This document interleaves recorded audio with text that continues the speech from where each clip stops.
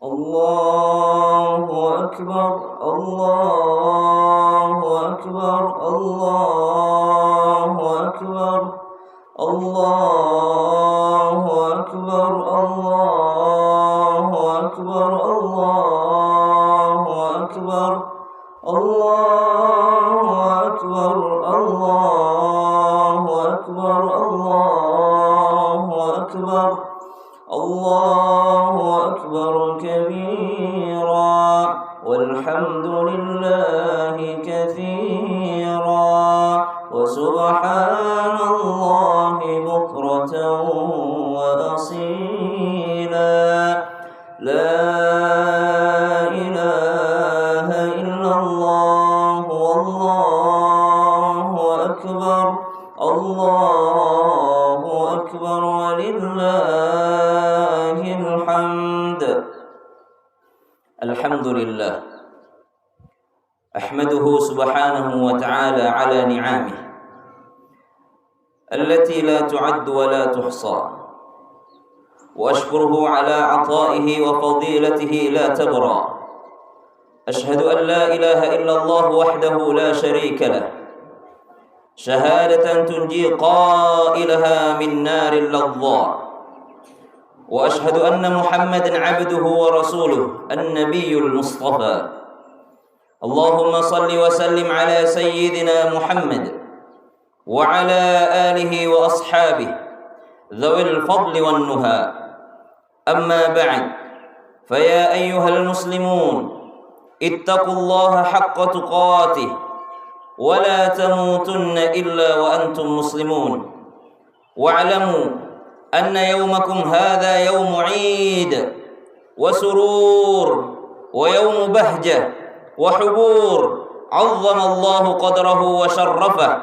هذا يوم ابتلى الله إبراهيم الخليل حيث أمره بذبح إسماعيل، فامتثل أمر ربه طائعا وخرج بابنه مسارعا، فلما أسلم وتله للجبين وناديناه أي يا إبراهيم قد صدقت الرؤيا إنا كذلك نجزي المحسنين إن هذا لهو البلاء المبين. وجاء جبريل من الجنة بالكبش الذي قربه هابيل فذبحه إبراهيم الخليل فداء ولده إسماعيل. Jamaah salat Id yang dimuliakan Allah Subhanahu wa taala. Allahu akbar, Allahu akbar, Allahu akbar walillahil hamd. Hari ini adalah hari Id, Yaumul Id, Id yang berarti kembali. Kembalinya kita pada titik yang dimana Allah Subhanahu wa ta'ala menginginkan kita lebih dekat lagi kepada Allah Subhanahu wa ta'ala dengan disyariatkannya ibadah kurban. Kurban berasal daripada kata qaruba yang berarti dekat. Kurban berarti jalan untuk semakin dekat kepada Allah Subhanahu wa ta'ala. Beberapa di antara kita ada yang mendekat dengan Allah Subhanahu wa ta'ala dengan cara wukuf di Arafah. Di antara kita ada yang mendapat kesempatan untuk mabit di Muzdalifah. Di antara kita ada yang mendekat kepada Allah Subhanahu wa ta'ala dengan jalan melontar jumrah. Di antara kita ada yang mendapatkan kesempatan untuk tawaf di sekeliling Ka'bah. Namun di antara kita ada juga yang mendapatkan kesempatan semakin dekat dengan Allah Subhanahu wa ta'ala di pagi hari yang mulia ini dengan jalan salat Idul Adha secara berjamaah. Kemudian setelah itu kita akan melaksanakan pelaksanaan kurban. Kurban artinya semakin dekat kepada Allah Subhanahu wa ta'ala. Kurban sebagai jalan kita mendekat kepada Allah Subhanahu wa ta'ala. Sesuatu yang ingin didekati tidak mungkinlah tanpa pengorbanan. Kita ingin mendekati seseorang, mestilah kita ada pengorbanan. Lihat bagaimana para salafus saleh, lihat para nabi-nabi Allah Subhanahu wa ta'ala. Dimulai dengan kisah Nabi Ibrahim alaihissalam. Bagaimana Nabi Ibrahim alaihissalam diuji kedekatannya oleh Allah Subhanahu wa ta'ala melalui cintanya kepada anandanya yaitu Nabi Ismail alaihissalam. Qala rabbi habli minas salihin. Berpuluh-puluh tahun Nabi Nabi Ibrahim alaihissalam mendambakan kehadiran seorang putra, mendambakan kehadiran seorang anak. Lalu di usia 80 tahun, Allah Subhanahu wa taala memberikan kabar gembira kelahiran seorang anak, yaitu Nabi Ismail alaihissalam. Namun, falamma balagha ma'ahu as-sa'ya, ketika Nabi Ismail alaihissalam sudah beranjak dewasa, sudah mampu mandiri, sudah mampu membantu ayahandanya, Nabi Ibrahim diujilah daripada kedekatannya kepada Allah Subhanahu wa taala. Apa yang kau pilih? Apakah engkau mendekat dengan anakmu atau engkau mendekat kepada Allah Subhanahu wa taala? Falamma balagha ma'ahu as-sa'ya qala ya bunayya inni ara fil manami anni adhbahuka fanzur madza tara. Wahai anakku sayang, aku memandang di pada mimpiku, yang mana mimpi para nabi itu sudah pasti perintah dari Allah Subhanahu wa taala. Aku menyembelihmu wahai anakku, bagaimana pendapatmu? Fanzur madza tara. Maka Nabi Ismail alaihi salam sebagai seorang anak saleh langsung menjawab, qala ya abati fa'al ma tu'mar satajiduni insyaallahu minas sabirin. Wahai ayah,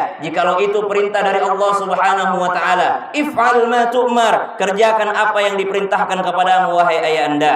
Sungguh engkau akan mendapatiku menjadi seorang anak yang bersabar. Dari kisah ini yang tiap tahun kita dengarkan, pelajaran apa yang pandai untuk kita petik diambil hikmahnya. Salah satu hikmah yang paling besar adalah seorang anak yang soleh lahir daripada seorang ayah yang takut kepada Allah Subhanahu wa taala. Banyak orang mengira bahwa hasil didikannya lah yang membuat anaknya menjadi soleh. Banyak orang tua yang kegeeran. Dia pikir kalau dia berpendidikan, anaknya akan ikut berpendidikan. Dia pikir kalau dia pintar, dia sekolahkan sekolah anaknya yang terbaik, maka anaknya tiba-tiba menjadi soleh begitu saja. Dia titipkan anaknya di pesantren, dia pikir anaknya akan begitu langsung soleh begitu saja. Dia ingin melepas tanggung jawabnya kepada anaknya. Padahal lihat bagaimana Nabi Ibrahim alaihissalam, sudahlah Nabi kekasih Allah, Khalilur Rahman, tunduk patuh kepada perintah Allah Subhanahu wa taala. Itulah yang menyebabkan Allah Subhanahu wa taala menganugerahkan kepada Nabi Ibrahim alaihissalam seorang anak yang soleh, yaitu Nabi Ismail alaihissalam. Kenapa? Karena tunduk patuhnya Nabi Ibrahim, mengorbankan segalanya hanya kepada Allah Subhanahu wa taala. Allahu Akbar, Allahu Akbar, Allahu Akbar, walillahil hamd.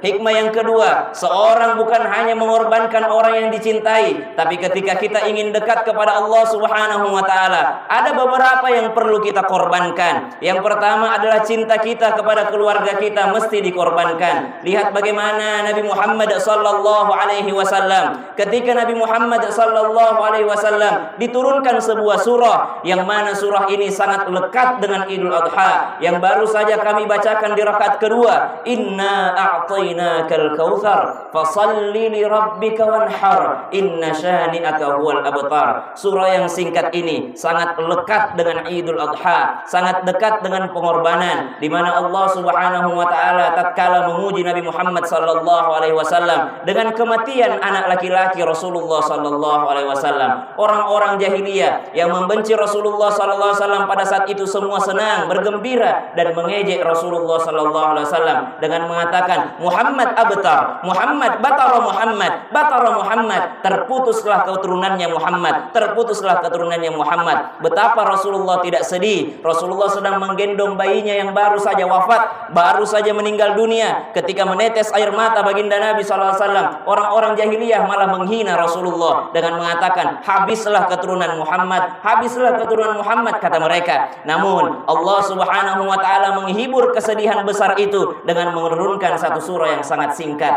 Apa itu? Inna a'tainakal kautsar. Sungguh telah kami berikan kepadamu, karuniakan kepadamu nikmat yang begitu amat banyaknya, nikmat yang begitu banyak sekali. Al-kautsar dari kata katsir, al-kautsar itu banyak sekali nikmat dari Allah Subhanahu wa taala. Maka bagaimana cara mensyukuri nikmat tersebut? Maka kata Allah, fasalli, jaga salat.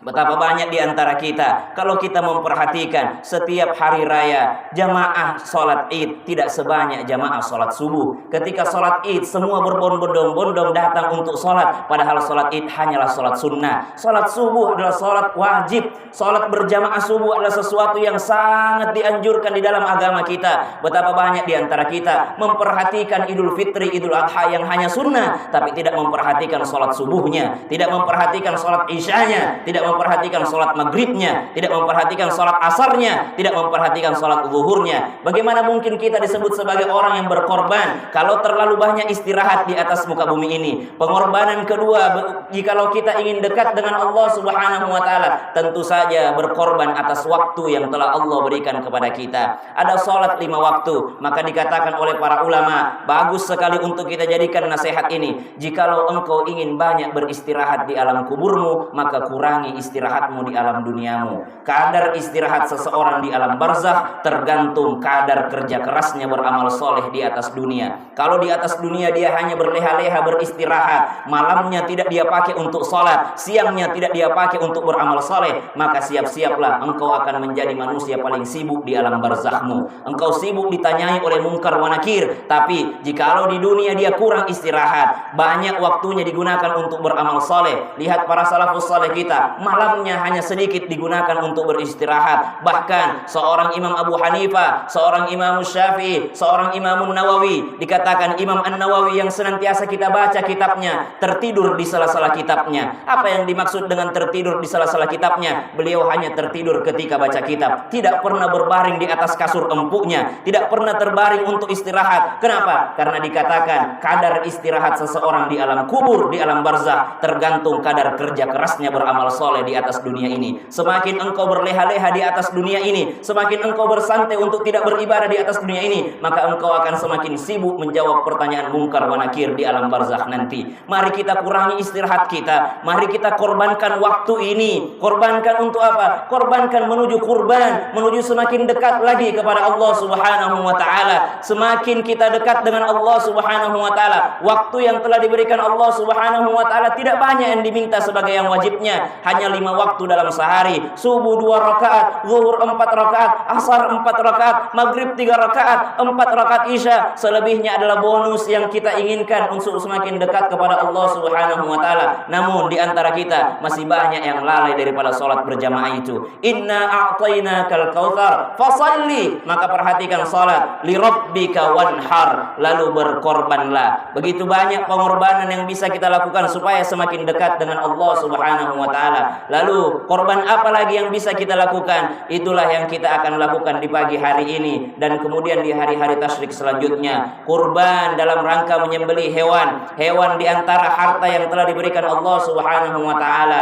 Sunnah muakkadah, sesuatu yang sangat dianjurkan di dalam agama kita. Bahkan jangan mendekati tempat salat kami, kata Nabi sallallahu alaihi wasallam, jikalau engkau tidak menyembelih hewan kurban. Maka dari sini kita mengambil pelajaran, ternyata Allah Subhanahu wa taala bukan jauh dari kita. Allah sangat dekat dengan kita. Begitu banyak ibadah-ibadah yang diberikan Allah Subhanahu wa taala sebagai sarana kita mendekat kepada Allah Subhanahu wa taala. Tidak jauh-jauh ketika Nabi sallallahu alaihi wasallam diturunkan surah Al-Kautsar, lalu Nabi sallallahu alaihi wasallam seketika air matanya yang telah menetes membasahi daripada bayi yang digendongnya, anak laki-laki yang digendongnya, berubah menjadi senyuman. Kenapa? Permasalahan Nabi sallallahu alaihi wasallam hilang seketika ketika Nabi mendengarkan firman Allah, Inna a'tainakal kautsar fashalli li rabbika wanhar inna syani'aka huwal abtar. Allahu akbar, Allahu akbar, Allahu akbar, walillahil hamd. Satu kisah yang akan mengantar daripada Idul Adha kita ini supaya semakin dekat kepada Allah Subhanahu wa taala. Allah berfirman di dalam Al-Qur'an, ba'da aqul a'udzu billahi minasyaitonir rajim, watlu 'alaihim naba'a bani adam bil haqq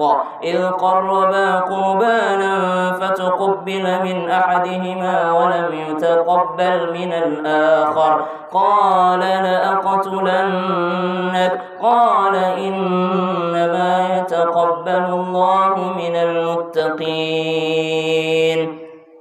Allah Subhanahu wa taala memberikan kita kisah yang menjadi pelajaran bagi kita, yaitu pengorbanan yang dilakukan oleh 2 orang anak Nabi Adam alaihissalam, yaitu Qabil dan Habil, di mana salah satu di antaranya diterima oleh Allah dan salah satu di antaranya ditolak oleh Allah Subhanahu wa taala. Korban Habil diterima oleh Allah Subhanahu wa taala, sedangkan korbannya Qabil tidak diterima oleh Allah Subhanahu wa taala. Apa penyebab tidak diterimanya? Ternyata dalam riwayat disebutkan Habil adalah seorang yang menjadi peternak. Dia yang memberikan ternak terbaiknya ketika diminta berkorban oleh Allah Subhanahu wa taala untuk urusan ibadah. Mari kita memberikan yang terbaik kepada Allah Subhanahu wa taala. Allah tidak membutuhkan salat kita, Allah tidak butuh dengan harta kita, tapi yang terbaik itulah yang membuat Allah ridha kepada kita. Terbaik menurut Allah Subhanahu wa taala. Seorang Qabil tidak diterima korbannya oleh Allah Subhanahu wa taala. Lalu Allah Subhanahu wa taala melanjutkan ayatnya, innama yataqabbalullahu minal muttaqin. Hanyalah kurban daripada orang-orang bertakwa yang diterima oleh Allah Subhanahu wa taala. Lalu apa daripada sifat orang bertakwa itu? Di ayat lanjutannya Allah katakan, la in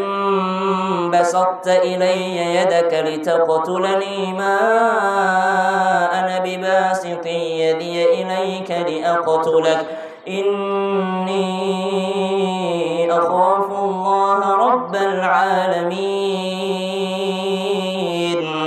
Ketika sudah diketahui bahwa satu di antara mereka ditolak korbannya oleh Allah Subhanahu wa taala, maka timbullah rasa iri dan dengki. Maka orang yang bertakwa sangat jauh daripada sifat iri dan dengki. Kemudian, la in basatta ilayya yadaka litaqtulani ma ana bibasiti yadi ilayka liaqtulak. Apa sifat orang bertakwa itu? Ketika Habil hendak dibunuh oleh Qabil, maka Habil mengatakan, kalaupun engkau mengangkat senjata untuk membunuhku, aku tidak akan mengangkat senjataku untuk membunuhmu. Sungguh aku takut kepada Allah Subhanahu wa taala. Orang bertakwa itu yang diterima korbannya adalah mereka yang tidak lagi menyimpan dendam di dalam hatinya. Mari dari ayat ini kita mengambil pelajaran. Sebentar lagi kita akan menyembelih hewan kurban kita. Namun mari juga tak lupa untuk kita menyembelih sifat dendam yang ada di dalam diri kita. Barangkali yang hadir di sini masih ada rasa sakit hati terhadap orang tuanya. Barangkali yang hadir di sini masih ada rasa sakit hati terhadap orang yang ada di kampungnya, sehingga bertahun-tahun lebaran dia tidak mau pulang kampung. Di antara kita yang pulang dari sini mungkin ada yang langsung berjumpa dengan orang tuanya, tapi tidak sedikit juga di antara kita yang pulang dari sini ingin merasakan masakan ibunya, akan tetapi ibunya sudah tiada. Berbahagialah seorang anak yang hari ini berkurban juga mengikut sertakan nama orang tuanya. Bukan itu yang menjadi kebahagiaan yang luar biasa, namun yang sebagai catatan, apakah ketika nanti kita sudah meninggal dunia, anak kita akan menjadi sesoleh Nabi Ismail yang tidak lupa juga dengan nama kita ketika nanti kita sudah berpulang ke rahmatullah, ketika kita sudah berada di alam barzakh. Apakah anak kita akan membacakan Al-Quran untuk kita? Apakah anak kita ketika dia punya rezeki yang lapang akan berkurban atas nama kita? Apakah dia akan bersedekah atas nama kita? Maka patut untuk kita mengambil pelajaran bahwa kesuksesan Nabi Ibrahim alaihissalam menjadi Abul Anbiya, orang tua para nabi, orang tua yang sukses adalah karena takutnya dia kepada Allah Subhanahu wa taala.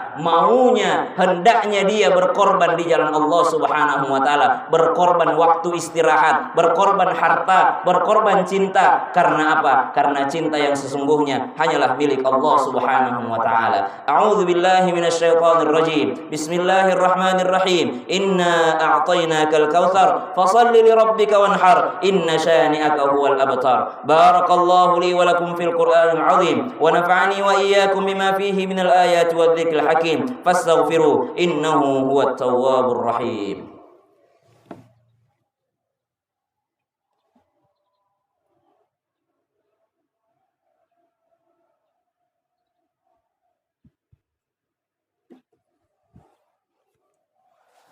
Allahu akbar, Allahu akbar, Allahu akbar, Allahu akbar, Allahu akbar, Allahu akbar, Allahu akbar, walillahil hamd.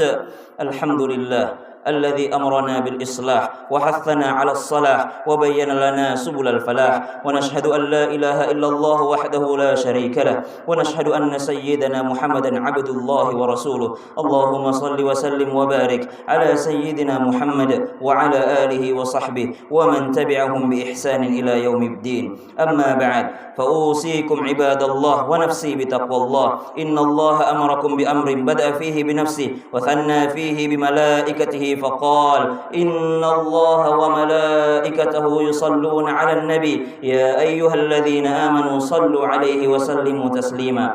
وقال رسول الله صلى الله عليه وسلم من صلى علي صلاة صلى الله عليه بها 10. اللهم صل وسلم وبارك على سيدنا ونبينا محمد وعلى آله وصحبه أجمعين. وارض اللهم عن الخلفاء الراشدين أبي بكر وعمر وعثمان وعلي وعن سائر الصحابة الأكرمين وعن التابعين ومن تبعهم بإحسان إلى يوم الدين. اللهم اغفر للمؤمنين والمؤمنات والمسلمين والمسلمات الأحياء منهم والأموات.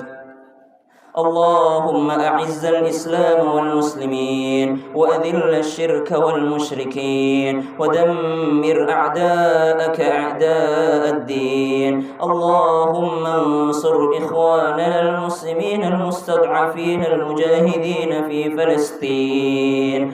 اللهم انصر إخواننا المسلمين في غزة. اللهم انصر إخواننا المسلمين في فلسطين وفي كل مكان وفي كل زمان إنك على كل شيء قدير. اللهم ادفع عنا البلاء والوباء والزلازل والمحن وسوء الفتن ما ظهر منها وما بطن عن بلدنا هذا إندونيسيا خاصة وسائر البلدان المسلمين عامة يا رب العالمين. ربنا تقبل منا إنك أنت السميع العليم وتب علينا إنك أنت التواب الرحيم. ربنا آتنا في الدنيا حسنة وفي الآخرة حسنة وقنا عذاب النار. عباد الله إن الله يأمر بالعدل والإحسان وإيتاء ذي القربى وينهى عن الفحشاء والمنكر والبغي يعظكم لعلكم تذكرون. واذكروا الله العظيم يذكركم واشكروه على نعمه يزدكم ولذكر الله أكبر. والسلام عليكم ورحمة الله وبركاته.